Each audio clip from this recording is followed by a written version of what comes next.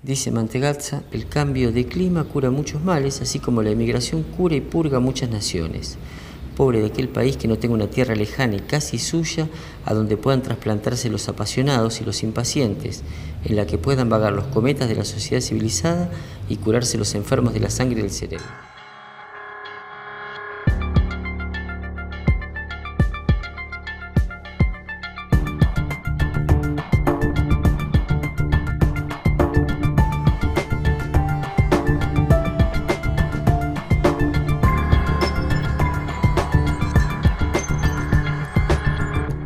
Cuando la emigración no es fuga, es un revulsivo que mantiene vigoroso y ágil el organismo de las naciones, e Italia no puede encontrar en lugar alguno terreno más oportuno para sus emigrantes que el Río de la Plata.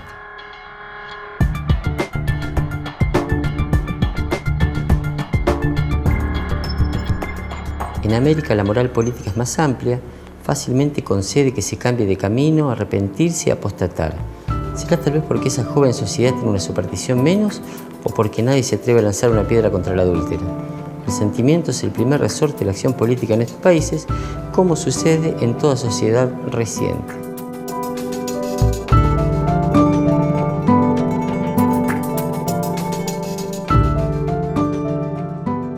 Mantegazza, Humboldt, Beaumont, Dugratí, Darwin, d'Orbigny, Parrish, son solo algunos de los científicos, naturalistas, militares que visitaron estas tierras y relataron sus experiencias de viajes. ¿Pero a qué venían? ¿Y por qué Sudamérica? Es que Sudamérica en ese momento era un gran laboratorio y todo estaba por hacerse.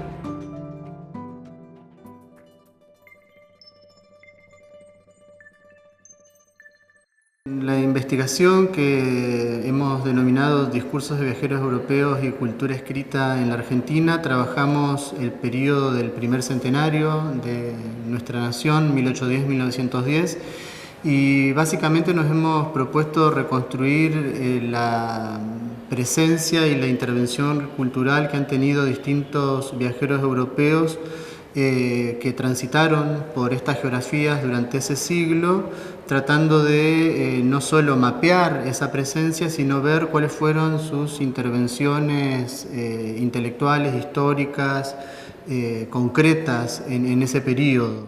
En mi caso particular, a mí me interesa mucho lo que es la historia de la ciudad de Paraná, y entre el cruzamiento entre ese interés personal y los discursos de los viajeros europeos me encontré con que varios habían pasado por Paraná y habían hecho una especie de proyección de lo que imaginaban de una ciudad en esa época. ¿Qué era una ciudad para un europeo del siglo XIX? ¿Y con qué ciudad se encontraba un europeo del siglo XIX cuando venía a Paraná? ¿Sí? Lograr pensar la mirada de estos viajeros sobre la cuestión de la alteridad, ¿no? La cuestión de las figuras del otro, el modo en que estos viajeros se enfrentan con el otro americano, podríamos pensar, pero también con el otro argentino, ¿sí? Es otro de los temas sobre los que hemos trabajado en función de ver estas distintas modalidades de cómo han construido discursivamente esa relación con el otro. Un tema que actualmente está muy en boga, pero que uno ya podría ver es un motivo, digamos, recurrente en la narrativa de viaje del siglo XIX. En el caso de nuestro país, la Revolución de Mayo de 1810 marca nuestra independencia en relación a España e inaugura una serie de acontecimientos políticos en un país que se estaba construyendo. Es justamente este escenario, en construcción y convulsión, lo que atrajo la mirada de estos observadores y científicos europeos.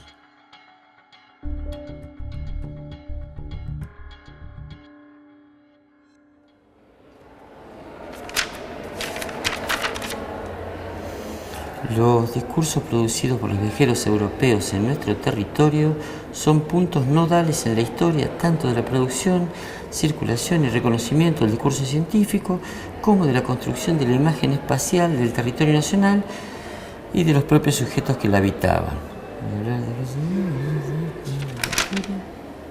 La intervención y el aporte de los europeos exploradores en la construcción del campo científico nacional, sobre todo en el periodo de la Confederación Argentina, fue una pieza fundamental para el desarrollo y consolidación de un campo científico moderno y nacional. Los discursos de estos naturalistas viajeros dan cuenta de ello.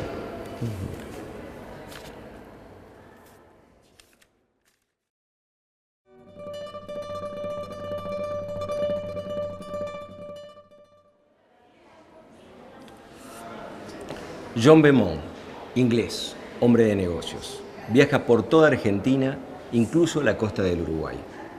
En aquella época, Argentina no era reconocida por su perfil agrícola, sino por su minería. Su interés estaba puesto en el riesgo país y la actividad económica después de la Revolución de Mayo. Vuelve a Inglaterra cuando el panorama económico se complica y su libro termina siendo una propaganda anti-Provincias del Plata. Siempre desde una perspectiva económica, claro está, como buen inglés. La descripción del país y de sus habitantes, por desdicha, es escabrosa y desagradable, pero a los europeos ha de interesarles esencialmente porque las invitaciones y promesas del gobierno a los capitalistas de aquí y a los emigrantes han sido en extremo halagüeñas. Sin embargo, quienes confíen en ellas y obren según ellas, quedan expuestos a sufrir una cruel desilusión. Beaumont viene con el espíritu de realizar un sondeo de las condiciones de estabilidad política y las garantías económicas para las inversiones británicas en el ámbito local. En términos actuales, viene a realizar una medición del riesgo país para las recientemente independizadas Provincias Unidas del Río de la Plata. Su mirada con el otro es una mirada absolutamente sesgada por los intereses económicos. Entonces va a haber toda una descripción de la clase política local, básicamente, en función de una mirada profundamente etnocéntrica, más particularmente eurocéntrica, ¿no? Una mirada distante en donde Beaumont todo el tiempo está contrastando lo que él considera las virtudes de la cultura anglosajona versus una informalidad y una falta de seriedad y garantías, así es como él lo ve, en relación a lo que él se encuentra en el escenario local. Entonces ahí hay una mirada que es profundamente distante, jerárquica, ¿no? Su punto de mirada siempre aparece como traduciendo lo que él encuentra en esta región de manera comparativa con su propia cultura y obviamente estableciendo una jerarquía, ¿no? De superioridad de la cultura anglosajona por sobre la realidad local. Entonces eso marca un modo de vincularse con el otro que, digo, en el caso de Beaumont es profundamente estereotipada y realmente devastadora para lo que son las identidades locales, ¿no es cierto?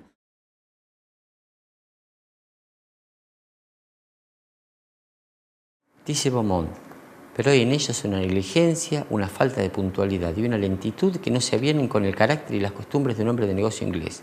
Están siempre con la fastidiosa palabra mañana cuando hay necesidad de resolver alguna cosa.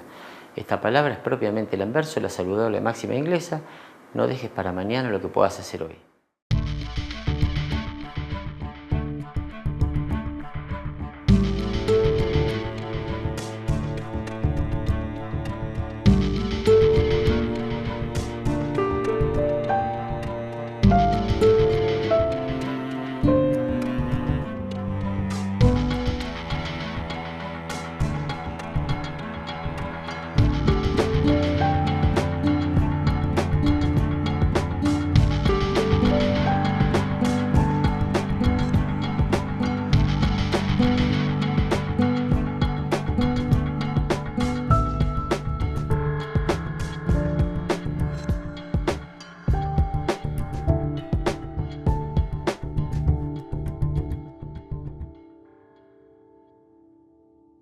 Bueno, yo tomé algunas particularidades de cómo estos viajeros europeos veían y representaban al continente americano y cómo aquellos que habían llegado a la Confederación miraban el paisaje, los animales, a los habitantes y cuál era la representación, el imaginario que construían en torno a eso.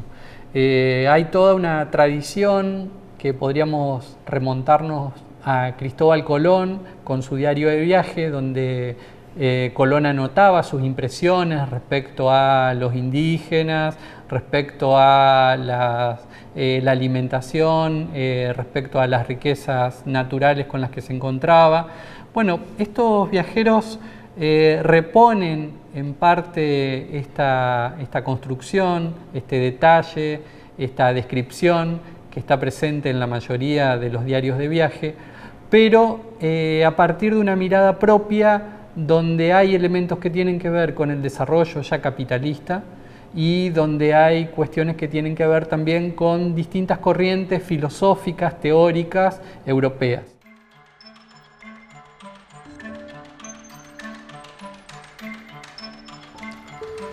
Pero ¿cómo era la mirada de estos viajeros? Eurocéntrica y comparativista, tanto sobre el otro como sobre lo otro. Para ellos, el punto de referencia, el modelo, el paradigma, era siempre Europa. Ubica al indio en la escala evolutiva por sobre la raza negra y considera a ambos parientes lejanos del hombre blanco. El indio está más arriba que el negro en la escala humana, es más inteligente y sus sentimientos son más ricos. El negro es un mono humanizado, el indio es un blanco que medita sobre el dolor del pasado o sobre una venganza del porvenir. El negro nos divierte sin comprendernos, el indio nos da miedo o compasión. Frente de uno u otro, sentimos como si fuéramos parientes lejanos, tal vez primos, jamás hermanos. En el caso de Burmeister, ¿sí? este prusiano es un caso muy particular, porque un poco va a contrapelo de la narrativa de viaje de la época. Él no tiene ningún interés en cruzarse, en encontrarse con el otro local, ¿sí? Él, justamente por ser científico, tenía una aspiración a llevar adelante toda una tarea, una empresa científica en donde el otro en realidad le resultaba un obstáculo. Entonces él lo que genera es todo el tiempo una distancia con el otro, ¿sí? En tanto a lo que le interesa es poder realizar sus exploraciones, ¿no? Este relevamiento de la naturaleza, ¿sí? Y entonces el otro justamente con el otro él tiene un encuentro a pesar suyo, ¿no? Con esa particularidad uno lo que ve es una mirada, si bien eurocéntrica, porque digo, el cristal desde donde estos viajeros tenían que ver con su cultura, obviamente, eso es una cuestión reiterada. Lo que sí uno ve es como un intento, ¿no? En estos encuentros forzados, ¿no? De acercamiento al otro, ¿sí? En primer lugar, con la élite política local, por justamente los contactos que él tiene a partir de necesarias vinculaciones para poder realizar sus exploraciones acá. Él de hecho pasa 9 meses instalado en Paraná, construye un rancho, ¿sí? Acá en las afueras de Paraná. Y bueno, en este encuentro forzado uno lo que ve es que hay como una mirada, digo, si bien ¿no? Desde este cristal europeo, de acercamiento, ¿no? Él inclusive describe y marca un poco una serie de prejuicios en relación a ciertos relatos que él tenía acerca del gaucho, de la peligrosidad del gaucho. Él ahí genera un otro relato sobre eso, mucho más cercano, y tratando como de desmitificar un poco esa mirada que él tenía de relatos de otros viajeros que le habían antecedido, por cierto. Por entonces, Paraná era capital de la Confederación Argentina. Primer y único momento en la historia de nuestro país en que su capital se corre de Buenos Aires. Burmeister se instala entonces en Paraná a favor del apoyo con el que contaba por parte de Urquiza. Burmeister está atravesado por esta mirada centrista, ¿sí? Una perspectiva cartesiana de organización del espacio, de clasificación, que después él la va a poner en juego también en la organización del Museo de Ciencias Naturales, donde va a tener un papel muy importante, va a ser el director de ese museo hasta el fin de sus días. Ahí él va a poner en el museo las colecciones que fue recopilando a lo largo de su trabajo en nuestro territorio, y va a organizar entonces ese museo de acuerdo a los cánones de los museos europeos.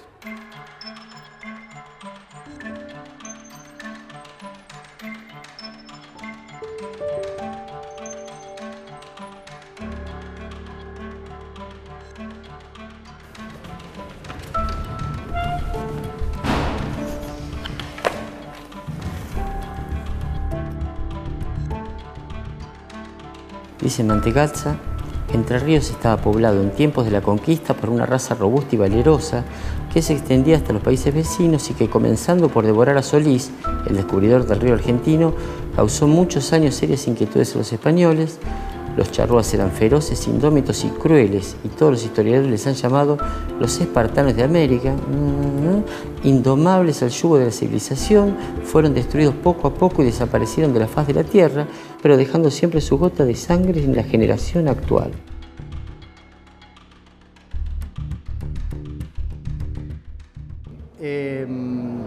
Bueno, él justamente por su mirada antropológica, ¿sí?, genera el encuentro con la alteridad. Él de hecho se instala durante algún tiempo en el interior de Entre Ríos, en Nogoyá particularmente, y convive, ¿no?, al modo de un incipiente, de una incipiencia del desarrollo de la antropología, ¿no?, en esa segunda mitad del siglo XIX, convive con algunas comunidades de lo que él llamaba aborígenes o indios, ¿no?, de nuestros pueblos originarios, en función de tener un acercamiento y una posibilidad de descripción de, básicamente por su mirada médica, de los modos de tratar la enfermedad o las prácticas de hechicería, así lo llamaba él, que tenían estas comunidades, ¿no? Entonces, o sea, sobrevive en la mirada de Mantegazza una mirada eurocéntrica, porque él todo el tiempo está justamente en esta clave contrastativa, ¿no?, en donde nuevamente el europeo ocupa un lugar jerárquico por sobre lo local americano, pero genera esto como un vínculo y una sociabilidad con estos otros con los que él se encuentra, ¿no? Este vínculo y esta cercanía, digamos, atravesada por una mirada absolutamente propia de la ciencia del siglo XIX, de la segunda mitad del siglo XIX, en donde había una pretensión de poder determinar ciertos atributos morales y subjetivos de los sujetos a partir de la fisonomía, ¿no? Hay una cosa, él era muy amigo del Lombroso, entonces hay toda un acarreo de la teoría lombrosiana, ¿no?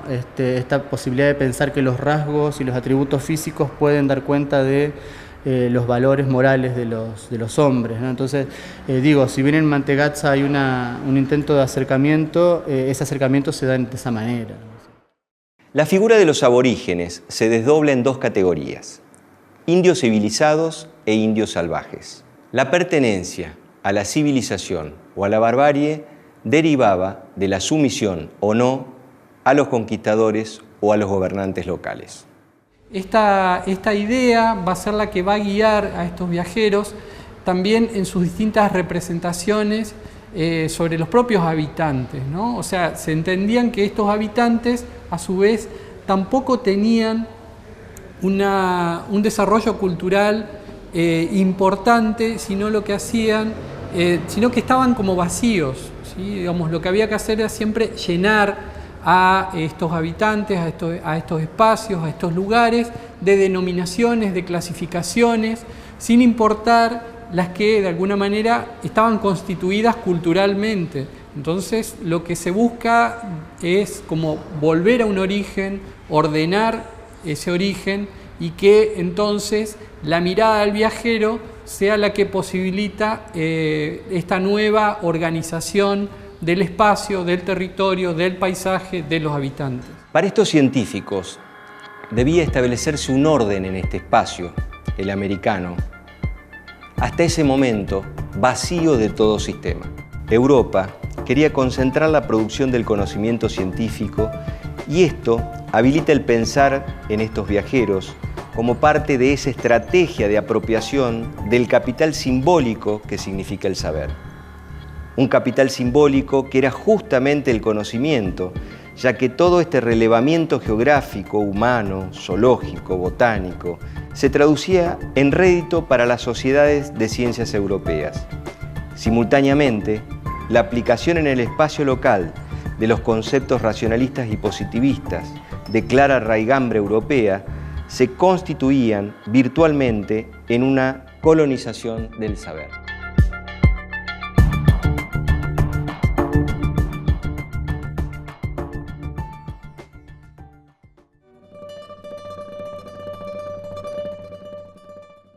Las investigaciones abren a un campo nuevo siempre, a un campo de interrogantes, a un campo de complejidad.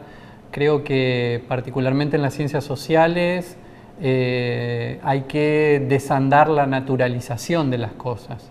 Hay un trabajo que hacer que siempre está orientado hacia abrir una pregunta sobre lo que nosotros vemos como lo cotidiano, como lo dado. Entonces, justamente la investigación y el trabajo que realizamos como investigadores nos permite a nosotros apuntar en ese sentido.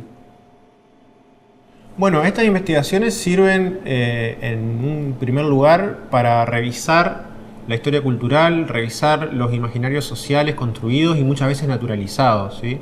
Esta palabra que por ahí suena un poco rara, que es la desnaturalización de ciertas convenciones sociales o de ciertos sentidos construidos, se relaciona justamente con esto, con poder releer la historia, poder releer los discursos y poder hallar más allá del discurso visto de primera mano, qué tipo de imaginarios construyeron y qué influencias tuvieron en qué se entiende hoy por la educación, por la ciencia, por la nación, ¿sí? Tiene que ver con eso. Es, digamos, focalizar sobre estos personajes que a lo mejor no han sido lo suficientemente trabajados. A mí, yo hace 20 años que hago investigación en la universidad y tengo como una debilidad, podríamos decir, por justamente, ¿no? Ocuparme de ciertos actores históricos, ciertos personajes que han quedado un poco acallados o por fuera del canon histórico en general, y en el caso de nuestros viajeros, de los viajeros que hemos estudiado, esto se ve como muy claramente. Son voces que me parece que al introducirlas en el relato producen otras significaciones, otros efectos de sentido y nos permiten pensar los procesos históricos y nuestra propia realidad de una manera diferente. Entonces, las motivaciones han tenido que ver con eso, ¿no? Con desafíos que combinan ciertas cuestiones más personales, pero también un compromiso con la región y con poder darle, ¿no? una nueva significación y un tratamiento a cuestiones que les decía han quedado en áreas de vacancia en la investigación en general.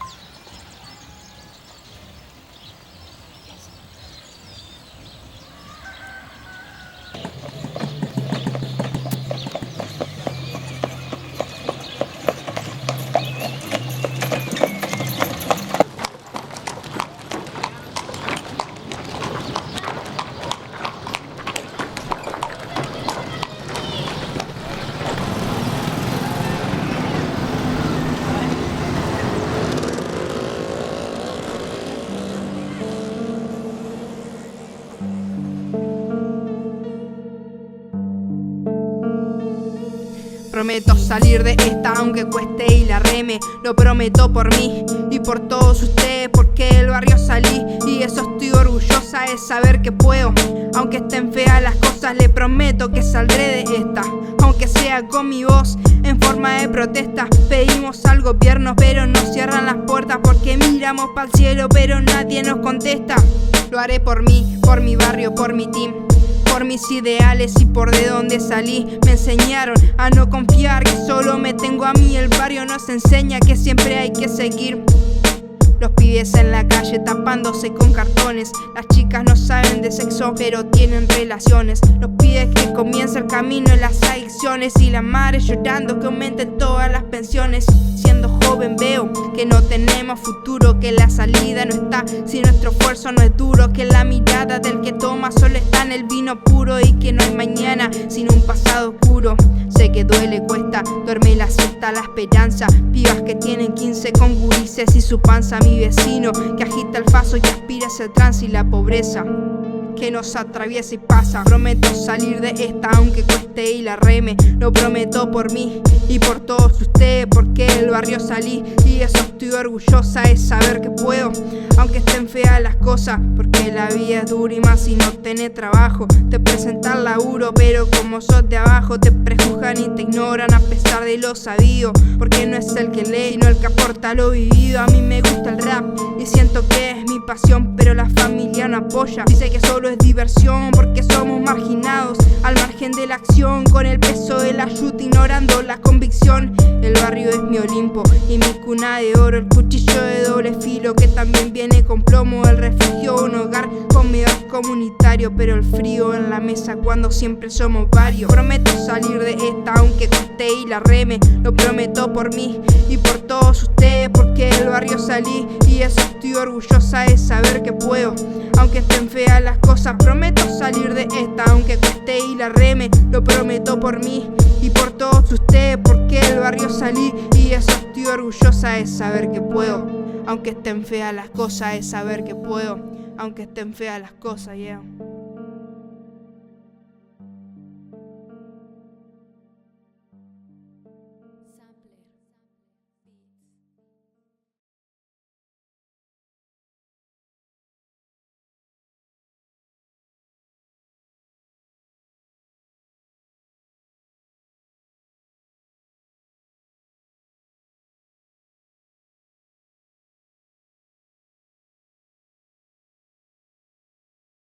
Apuntamos a que los docentes tengan roles que son un poco más complejos, son procesos que llevan mucho tiempo, porque hoy se espera que el docente tenga por un lado un conocimiento o un manejo de su disciplina, que tenga también conocimiento de las distintas herramientas que la tecnología le provee, tanto sea dispositivos como aplicaciones o contenidos, pero también que tenga un rol pedagógico diferente. Apuntamos a que el docente pueda ser un facilitador o un mediador del proceso de aprendizaje del alumno antes que un transmisor de conocimientos, que es un poco el modelo más tradicional de clase.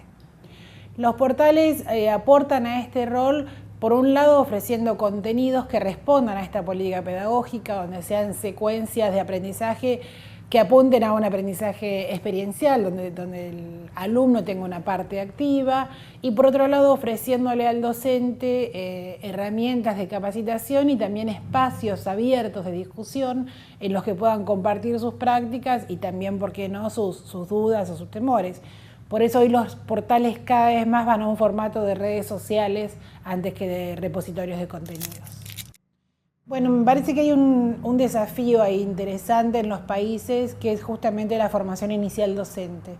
La formación inicial, o sea, de quienes van a ser docentes a futuro, necesita ser estudiada y revisada para incluir estas prácticas que hoy pedimos en el aula, que estén incluidas en el diseño de la formación. O sea, trabajar con estas habilidades del siglo XXI, con este formato del docente como facilitador y con la inclusión de tecnología.